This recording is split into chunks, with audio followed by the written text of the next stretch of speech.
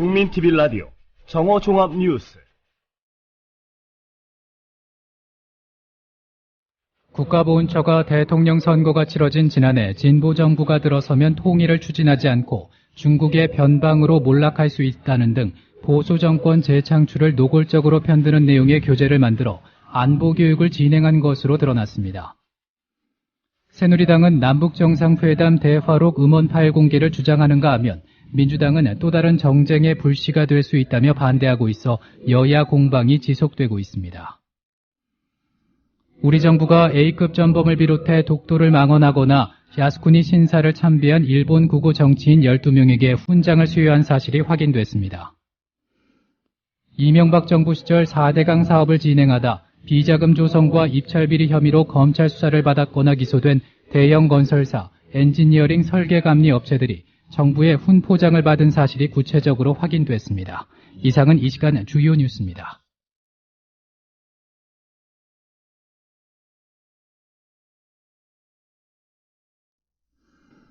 국민TV 라디오 정오종합뉴스 첫 소식입니다.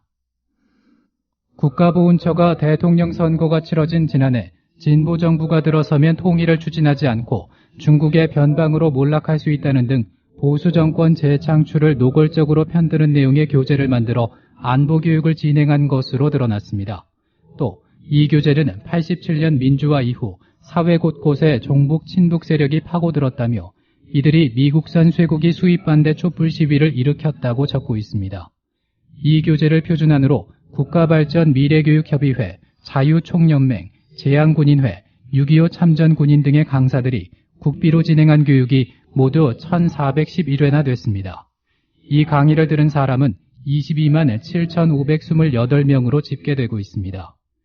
이 교재 제작의 책임자는 박승춘 현 처장으로 박 처장은 2011년 이명박 정권에서 임명돼 현 박근혜 정부에서도 그 직을 유지하고 있습니다.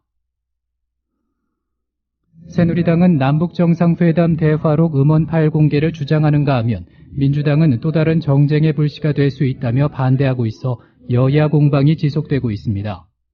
홍문종 새누리당 사무총장은 오늘 오전 평화방송 라디오에 나와 노무현 전 대통령이 말하시는 스타일을 보면 좋게 말하면 자유분방하고 나쁘게 말하면 실질적으로 지켜야 될 중요한 것에 대해 자의적으로 말씀하셨을 가능성이 굉장히 많다.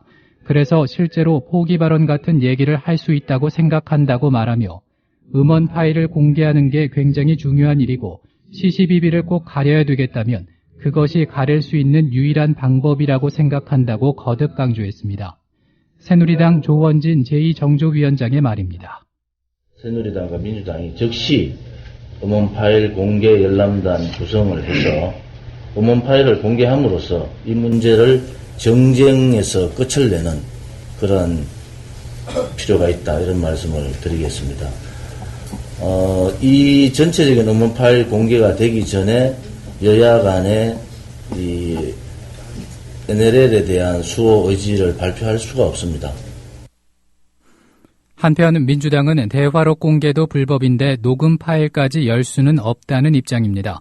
국회 정보위원회 야당 간사인 정청래 민주당 의원은 오늘 국민TV 라디오 노종면의 뉴스바에 나와 NLL 포기 발언 논란으로 정쟁을 만들려는 새누리당의 전술에 말려들지 않을 것이라고 말했습니다. 정청래 의원의 말입니다. 우리가 활자화된 것은 사실 활자를 보면서 그 뜻을 해석을 해나갑니다. 근데 이 대화를 녹음한 것은 이 사람이 ABCD를 얘기해도 말한 톤과 액센트 이런 거에 따라서 달리 해석될 여지가 너무나 많습니다. 듣는 사람 입장에 따라서 그때 저 사람이 그 말을 했지만 사실 말에 대한 톤을 봐라. 그리고 태도를 봐라. 절대 저렇게 얘기했지만 웃으면서 얘기하는 것처럼 엄청난 도끼가 있지 않느냐. 네. 노무현 대통령이 NLL을 포기하지 않았지만 저 웃는 태도를 봐라. 이것은요. 무한대의 상상력을 발휘할 수 있고 무한대의 억측을 가지고 소설책 1000권 분량을 낼 수도 있기 때문에 이거는 덮자는 것이 아니라 판도라 상자를 더 열어버려가지고 감당할 수 없는 국민적 억측과 국민 분열을 초래하는 것이다. 이렇게 보고 있습니다. 김석기 한국공항공사 사장의 취임이 오늘도 저지됐습니다. 오늘 아침 한국공항공사 노동조합 조합원 20여 명과 용산 참사 범국민대책위 10여 명은 김석기 사장의 출근을 막기 위해서 서울 강서구 과해동 한국공항공사 본사 앞에서 농성을 벌였습니다. 이들은 김석기 전 서울지방경찰청장의 한국공항공사 사장 임명에 반대하며 지난 7일부터 농성을 시작했습니다. 김석기 전 청장은 지난 7일 서승환 국토교통부 장관으로부터 임명장을 받고 한국공항공사 사장이 됐지만 노조와 용산대책위의 저지로 취임식을 열지 못했습니다. 이와 관련해 민주당 이미경 의원은 기자회견에서 다음과 같이 말했습니다. 이거는 상식에 어긋난다, 윤리에 어긋난다 하는 생각을 했습니다. 용산 참사로 6명이 죽었습니다. 그리고 지금 용산은 아직 삽도 뜨지 못하고 있습니다. 무엇이 급해서 그 당시에 이렇게 기습적으로 진두지휘하면서 공권력이 투입돼서 강경 진압을 하고 또 유도하고 했기 때문에 6명의 희생자가 나왔습니다. 거기에 대한 분명한 책임을 져야지 되는 인사가 이렇게 버젓하게 다시 새 정권 들어섰다고 해서 물론 정권의 연장입니다만은 과거 이명박 정권에 대한 비판을 몹시 하고 있는 이 박근혜 정권에서 다시 이 사람을 공항공사 사장으로 임명한다 하는 것은 윤리적으로 도덕적으로 맞지 않는 일이다 생각합니다. 우리 정부가 A급 전범을 비롯해 독도망언을 하거나 야스쿠니 신사를 참배한 일본 구고 정치인 12명에게 훈장을 수여한 사실이 확인됐습니다. 우리 정부로부터 훈장을 받은 A급 전범은 아베 신조 일본 총리의 외할아버지인 기시 노부스케 전 총리를 비롯해 고다마 요시오, 사사카와 류이치 등입니다. 인체 실험을 행한 731 부대 관련자인 가토 가츠야에게도 훈장을 수여했습니다.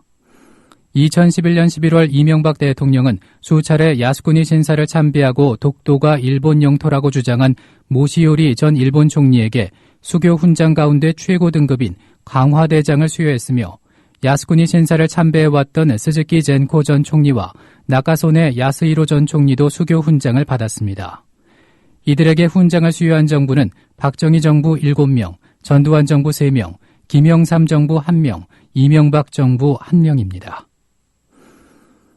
이명박 정부 시절 4대강 사업을 진행하다 비자금 조성과 입찰비리 혐의로 검찰 수사를 받았거나 기소된 대형 건설사 엔지니어링 설계감리 업체들이 정부의 훈포장을 받은 사실이 구체적으로 확인됐습니다. CBS가 4대강 조사위원회와 4대강 보건범국민대책위원회로부터 단독 입수한 4대강 사업 1에서 3차 산업계 훈포장 명단에 따르면 입찰비리나 비자금을 조성한 혐의로 기소된 대형 건설사 대부분이 훈포장 명단에 포함됐습니다. 특히 비자금 조성과 입찰비리, 낙동강 7곡보 부실공사 논란 등에 휩싸였던 대우건설은 임직원 10명이 금타 산업훈장과 대통령 표창, 국무총리 표창 등을 받아 논란은 더욱 커질 전망입니다. 박근혜 정부 고위공무원 등 공직자 181명이 현역 입영 대상자 판정을 받았다가 재신체 검사를 통해 병역을 면제받은 것으로 밝혀졌습니다. 이는 지난해 8월 말 현재 정부의 47개 기관 고위공직자 181명이 최초 신체 검사에선 현역병 입영 대상 판정을 받았지만 재신체 검사를 통해 제2국민역 등 병역 면제에 해당하는 판정을 받은 것으로 나타났다는 것으로 홍남기 청와대 기획비서관, 전광삼 청와대 홍보수석실 선임행정관, 조태열 외교부 2차관, 최병호 국무총리실 산하 한국보건사회연구원장 등이 해당자로 거론되고 있습니다. 진실을 호도하지 않고 논점을 이탈하지 않는 공정뉴스. 국민TV 라디오 뉴스의 꿈입니다. 지금은 정오 종합뉴스와 함께하고 계십니다.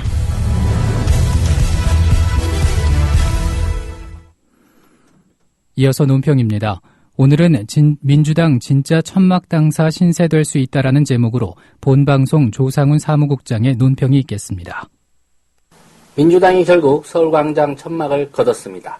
사실 지난달 24일부터 존재 이유가 사라진 천막이었습니다. 김한길 대표는 어제 여의도의 한 중국 음식점에서 기자간담회를 갖고 장애투쟁을 접겠다는 뜻을 밝혔습니다. 말이 기자간담회였지 박근혜 정부와 새누리당을 향한 항복선언을 한 셈입니다. 김 대표가 어제 한 말을 몇 대목 짚어보겠습니다. 그는 지난 2주일 동안 민주주의와 민생 살리기 전국 순회 일정을 가졌다며 박근혜 대통령을 믿었는데 속았다고 분노를 표시하는 분들을 만났다고 했습니다. 국민들이 속았다고 생각하는 대상이 박근혜 대통령뿐이겠습니까? 최근 몇 달만 놓고 본다면 오히려 민주당에 속았다고 생각하는 국민들이 더 많을지도 모릅니다. 그는 또 국정감사와 입법, 예산 심의 등을 통해서 민주주의 회복과 국정원 개혁을 실현하겠다고 주장했습니다. 민주주의 회복과 국정원 개혁을 위한 국민운동에 나서겠다고 했던 7월 31일 긴급 기자회견에서 밝힌 약속과는 큰 차이가 있는 얘기입니다.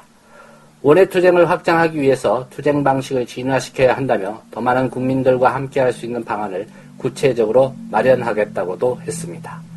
이미 장외투쟁을 접은 마당에 무슨 이유로 원외투쟁을 확장하겠다는 것일까요? 국민을 바보로 생각하지 않는다면 할 수 없는 말입니다. 김 대표는 민주당은 역사의 수레바퀴가 어디를 향해 가고 있는지를 늘 주시하고 있다.